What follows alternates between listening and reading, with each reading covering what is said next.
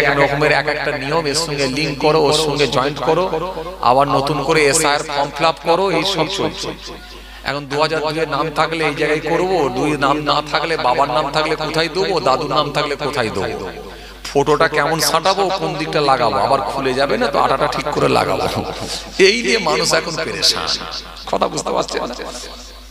মানুষ এখন পেরেশান। এই মানুষকে আর শান্তিতে থাকতে দেয় না। কিছু কাজ কাম করেও একটু যে শান্তির সঙ্গে থাকবো, এই শান্তিতে যেন আর থাকতে দিচ্ছে না। কথা বুঝে আসছে? তো যাই হোক, আলহামদুলিল্লাহ, যদি সিস্টেমেটিক এসআইআর হয়, স্বচ্ছতার সঙ্গে যদি হয়, নিরপেক্ষভাবে যদি হয়, আলহামদুলিল্লাহ আমার দৃঢ় বিশ্বাস আমাদের কোনো অসুবিধা হবে না ইনশাআল্লাহ। ইনশাআল্লাহ যদি স্বচ্ছতার সঙ্গে হয়। আমার তো ভাবতে অবাক লাগে, যাদের জন্য কুয়া খুঁড়েছে তারা না পড়ে, যারা খুঁড়েছে তারা নিজেরাই পড়ছে। কথা বুঝে আসছে তো? চলো না, বুঝতে পারবে যদি ঠিকঠাক ভাবে হয়ে যায় না, ব্যাস বুঝতে পারবে কতদিন আর কত চাপ। ব্যাস একদম চলেন।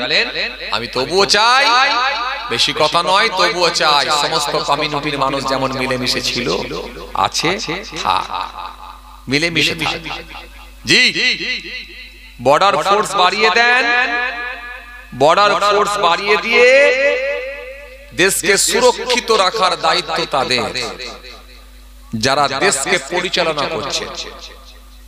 সুতরাং এত ফোর্স থাকার পরে বিদেশ থেকে ঢুকবে কেমন করে? যদি ঢুকে তার দায়ভার তাদেরকে নিতে হবে। কি কথা ঠিক কিনা বলুন? এজন্য শুধু সাধারণ মানুষের উপরে চাপিয়ে দিলে হয়? চলে। আমি কারোর পক্ষপাতিত্ব করে কথা বলি না, কারোর বিরুদ্ধেও নাই, কারোর পক্ষেও নাই, একেবারে নিরপেক্ষভাবে কিছু কথা মনে এলে বলি, তাই বলছিলাম। যাই আসেন, আলোচনায় আগিয়ে যাই।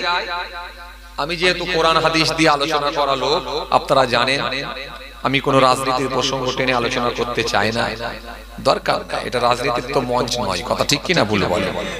এখানে কোন নেতার আলোচনা করা ঠিক না, সে রাজ্যের হোক আর কেন্দ্রের হোক। কেন করবে? আপনি এখানে কোরআনের মঞ্চ করেছেন, রাসূলুল্লাহর হাদিসের মঞ্চ করেছেন, তো কোরআন হাদিস দিয়ে আলোচনা হবে। কেন কোন রাজনীতিক নেতাদের টেনে নিয়ে আসে? না, এগুলো করবেন না। কিছু কিছু বক্তারা আছে, এই মাহফিলগুলোকে তারা একটা রাজনীতির মঞ্চ বানিয়ে ফেলে। আবার কিছু কিছু বক্তা আছে দেখবেন ব্যক্তি কেন্দ্রিক আক্রমণ করে, ইওর বিরুদ্ধে ওর বিরুদ্ধে, যত রাগ আছে স্টেজে সে মেটাচ্ছে।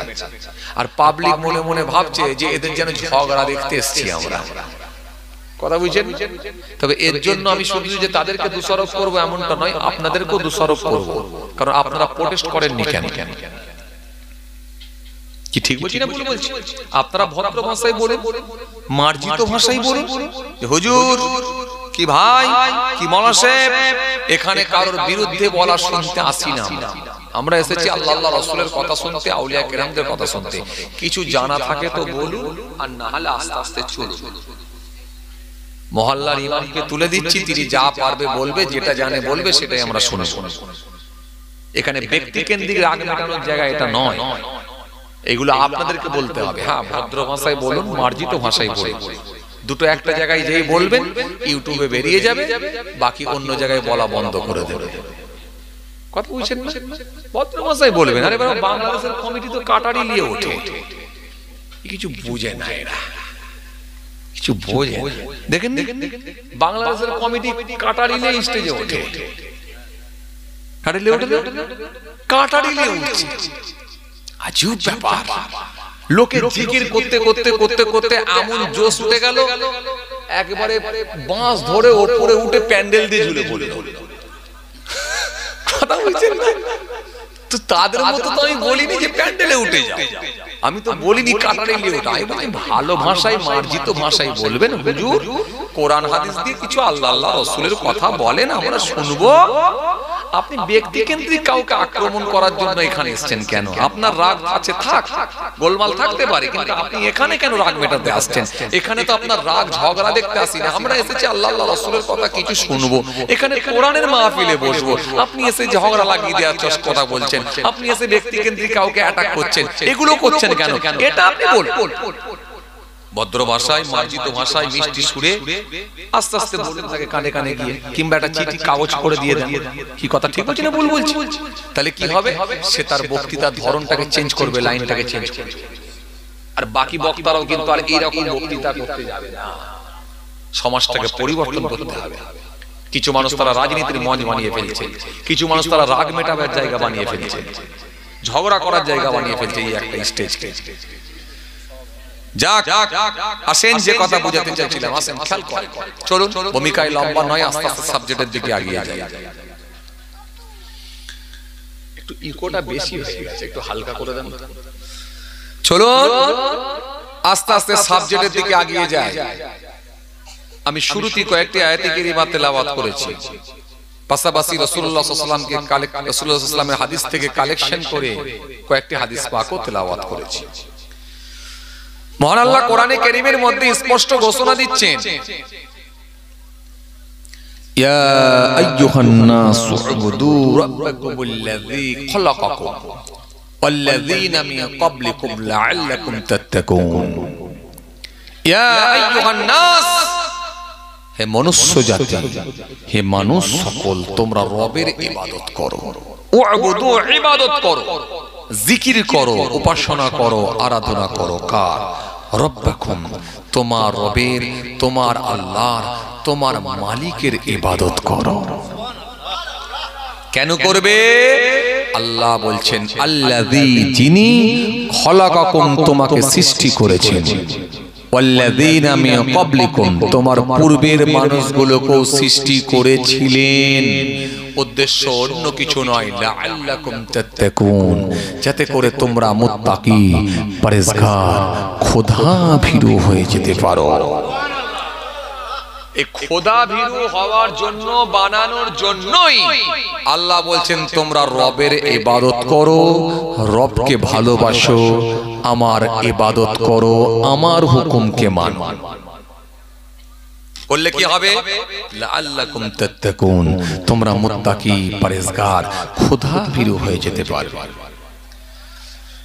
আসলে যদি আপনি তাকিয়ে দেখেন, বর্তমানে দাড়িওয়ালা বেড়েছে, টুপিওয়ালা বেড়েছে, জুব্বাওয়ালা বেড়েছে, নামাজি বেড়েছে, জুব্বাওয়ালা বেড়েছে, কিন্তু স্বচ্ছ ব্যক্তি, আল্লাহওয়ালা ব্যক্তির আজকের দিনে অভাব হচ্ছে, কমে যাচ্ছে। আল্লাহওয়ালা লোকের অভাব চলছে।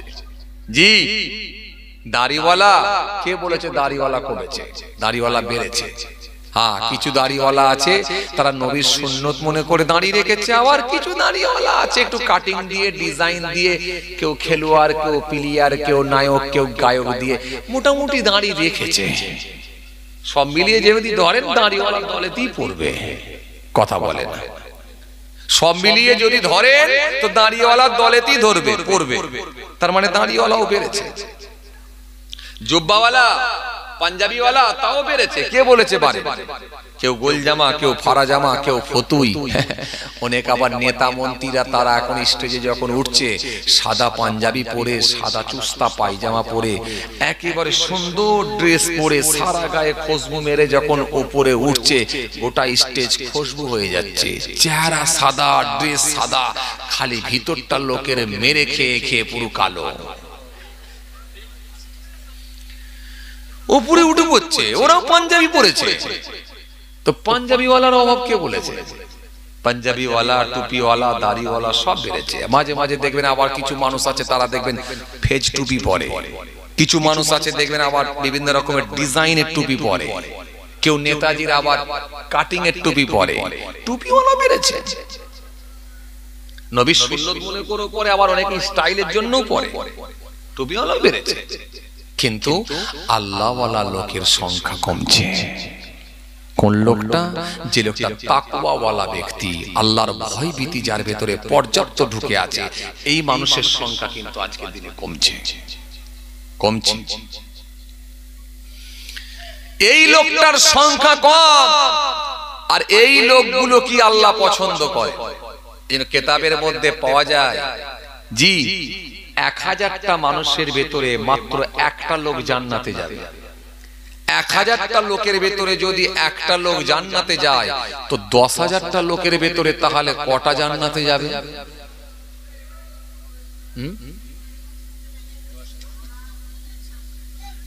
চাচা বলছে 100টা ও 10টা।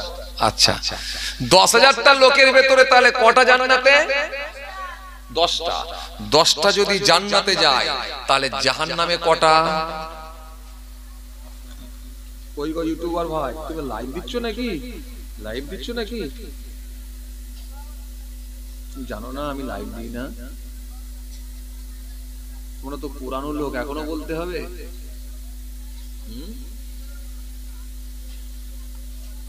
তোমরা তো পুরানো লোক, কেন লাইভ দিচ্ছ ভাই? তোমার একটু ফায়দা বেশি আমি বুঝতে পারছি, কিন্তু ফায়দা বেশি সব জায়গায় তুললে হবে? সবাইকে নিয়েই তো ভাবতে হবে। আবার তুমি আজকে লাইভ দেবে, কালকে অন্য ইউটিউবাররা বলবে অমুক ইউটিউবার লাইভ দিয়েছে, হুজুর আমরা দিলে দোষ কোথায়? এখন রোজ যদি আমি লাইভ দিই তখন আবার শ্রোতা বলবে যখন ঘরে শুয়ে শুয়ে হুজুরকে দেখছি তাহলে যাবনি তো অপরাধ কোথায়? কথা বুঝতে পারো? আর শ্রোতা যদি বলে ঘরে শুয়ে শুয়ে যদি দেখতে পাই হুজুরকে তাহলে যদি নাই যাই তো অসুবিধা কোথায়? এই যে শ্রোতাগুলো পাচ্ছি এটাও পাবনি।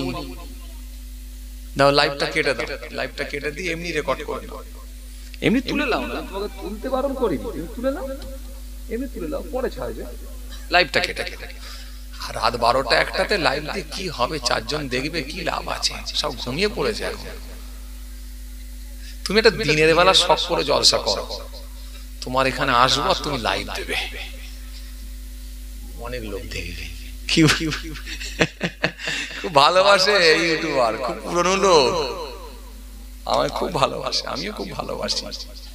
কি চ্যানেলটা ভুলে গেলাম যে, অক্ষরপুরা 786, একদম অক্ষরপুরা 786, অনেক পুরানো লোক, মাশাআল্লাহ খুব ভালো। এমনি রেকর্ড করে এমনি তুলে নাও। ভাই আমার কি বলছিলাম যেন, কি বলছিলাম? 1000টা লোকের ভেতরে মাত্র জান্নাতে যাবে কটা? 10টা। তার মানে সব গোলমাল হচ্ছে, নেটওয়ার্ক চলে যাচ্ছে, তাই না?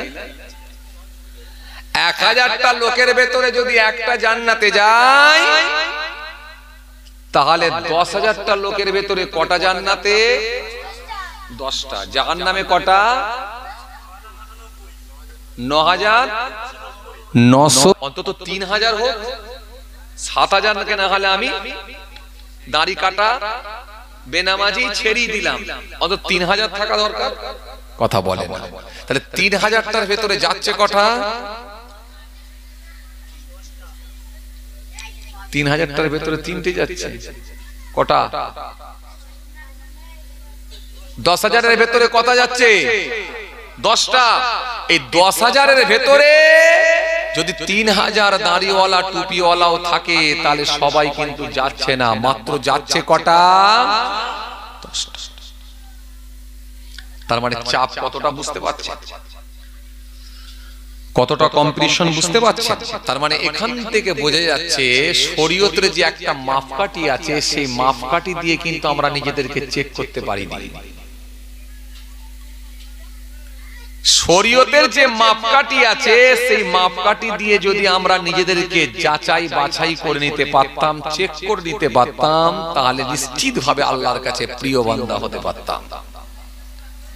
শুধু দাড়ি রাখলে, জুব্বা পরলে, মাথায় টুপি দিলি যে আল্লাহর ওলি হয়ে গেল এমনটা নয়।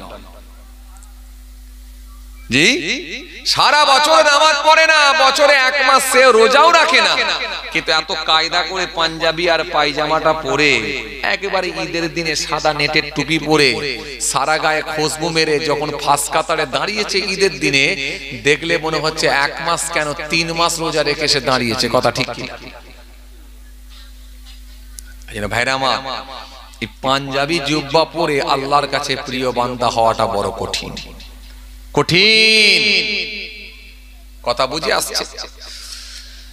ভাইরা আমার, বন্ধুরা আমার, সাথী মহব্বতের ভাইরা, এই জন্য আমার আল্লাহ কোরআনে কারীমের মধ্যে বলেন, বালা মান আওফা বিহাদিহি ওয়াত্তাকা ফা ইন্নাল্লাহা ইউহিব্বুল মুত্তাকিন। আল্লাহ বলছেন আমি পছন্দ করি কাদেরকে, যারা ওয়াদা পূরণ করেছে, তাকওয়া অবলম্বন করেছে, এই ব্যক্তিগুলো কি আমি আল্লাহ বড় ভালোবাসি, বড় পছন্দ করি। ইন্নাল্লাহু ইউহিব্বুত তাওয়াবিনা ওয়া ইউহিব্বুল মুতাতাহহিরিন। আল্লাহ বলেন তওবাকারীদেরকে আমি ভালোবাসি আর পবিত্রতা অর্জনকারীদেরকে আমি পছন্দ করে থাকি। এই জন্য আমাদেরকে হিসাব করে নিতে হবে, নিয়ে নিজের সার্টিফিকেট নিজে দেওয়ার চেষ্টা করতে হবে।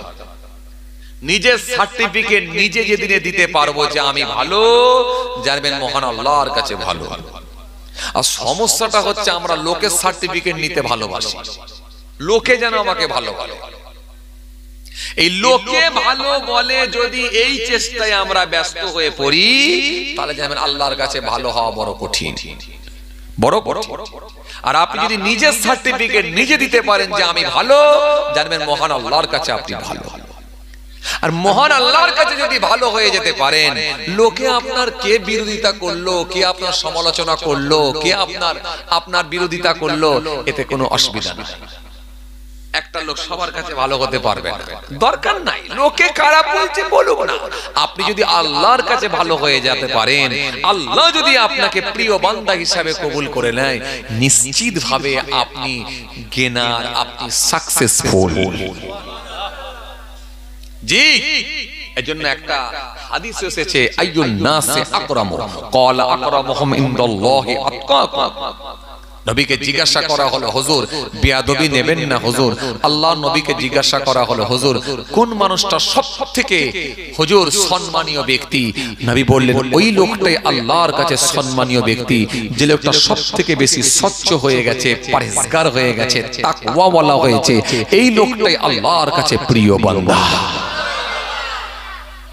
কথা বুঝে আসছে? এই স্বচ্ছ ব্যক্তি হওয়াটা সহজ ব্যাপার নয়, বড় কঠিন ব্যাপার, বড় কঠিন ব্যাপার। কত দাঁড়িওয়ালা, কত নামাজি সব ডিলিট হয়ে যাবে। কি বলছেন? এত সহজ নামাজ পড়লি হয়ে যায়? কে বলেছে? নামাজ তো তাকে স্বচ্ছ বানাতে পারে না, তার মানে ও আল্লাহর কাছে প্রিয় বান্দা হতে পারে না। তার নামাজ যদি তাকে স্বচ্ছ বানিয়ে দেয় তবে আল্লাহর কাছে প্রিয় বান্দা। চাচা আমার ফজরের নামাজ পড়েছে, কোনো অসুবিধা নাই। ফজরের নামাজ পড়ে যখন জমির আল ছাঁটতে গেছে, গিয়ে দেখছে পাশের জমিওয়ালা সেও বেচারা আল ছাঁটছে। আল ছাঁটতে গিয়ে সে বেচারা কোদালটাকে এমন ভাবে কোপ মেরেছে, এখন দেখা যাচ্ছে আলটাকে কেটে সরু করে মাত্র 8 করা করে দিয়েছে। যখন 8 করা করে দিয়েছে, তখন চাচা একটু লাল চোখ বের করে মাথার টুপিটাকে পকেটে ভরে নিয়ে পাঞ্জাবিটা খুলে আলের মাথায় ছেড়ে দিয়ে তখন গিয়ে বলছে, এই দেখ নামাজ পড়া ধরেছি বলে কি আমি গালাগালি ভুলে গেছি? কথা মনে বুঝতে পারে? তুই কি ভাবছিস নামাজ পড়া ধরেছি বলে কি আমি গালাগালি কি একেবারে ভুলে গেলাম? তুই জানিস তো জন্মের আগে থেকে আমি গালাগালি দিয়ে আসছি। কথা বলে এত সহজে কি ভুলে গেলাম? বলে চাচা 1 মিনিটে 5টা করে গালাগালি দিচ্ছে। 1 মিনিটে যদি 5টা গাল একসঙ্গে বেরোয়, এখন 10 মিনিটে তার মানে কটা গাল বেরোলো? 50টা গালাগালি। আবার নিজেকে বলে আমি বড় আল্লাহওয়ালা নামাজি। হবে না। ওয়ালা তাসাব্বু ওয়ালা তাজাসসু ওয়ালা তাহাসাদু ওয়ালা তাদাবারু ওয়ালা তাবাগাদু ওয়া কুনু ইবাদাল্লাহি ইখওয়ান। তাহলে তো হয়েই যেত। তাহলে কিতাবের মধ্যে এলো কেন যে 10,000 লোকের ভেতরে মাত্র 10টা, 1000 লোকের ভেতরে মাত্র 1টা? কেন? 1000 লোকের ভেতরে যদি 1টা জান্নাতে যায়, তাহলে কম্পিটিশন কত? তার ভেতরে কি আর দাড়িওয়ালা টুপিওয়ালা নামাজি ছিল না? সব ছিল, ডিলিট হয়ে যাবে, ডিলিট হয়ে যাবে।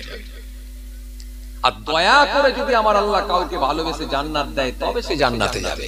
আর যদি অঙ্ক বুঝে নেব বলো, নিশ্চিত ভাবে সে ডিলিট হবে। এত সহজ কেন? আল্লাহ আপনাকে ইবাদত করার নির্দেশ দিয়েছেন এই কারণে, বান্দাকে স্বচ্ছ বানানোর জন্য। কিন্তু আপনার মধ্যে সেই উগ্রতা, আপনার মধ্যে সেই কর্কশ ভাষায় কথা, আপনার মধ্যে সেই মেরে নেওয়া, আপনার মধ্যে সেই কেড়ে নেওয়া, আপনার মধ্যে সেই রিয়া, আপনার মধ্যে সেই ওয়াহমিকা, এগুলোকে আপনি বিসর্জন দিতে পারেন না। বাসে করে যখন যাচ্ছেন, হারোয়া থেকে যখন বাস চেপেছেন, আপনি লাউহাটিটা পার করেছেন, যাবেন কলকাতা সায়েন্স সিটিতে, যখন লাউহাটিটা পার করেছেন তখন দেখা যাচ্ছে একটা লোকের পা আপনার পায়েতে পড়ে গেছে, কুত্তার মতো ঘেউ ঘেউ করে তার সঙ্গে গালাগালি দিয়েছেন, লেগে গেছে। হতে পারে? কোথায় সে মনুষ্যত্ব, কোথায় সে ভ্রাতৃত্ব, কোথায় সে মার্জিত ভাষায় কথা, কোথায়? যদি আপনি ইসলাম ধর্মের অবলম্বী বলে নিজেকে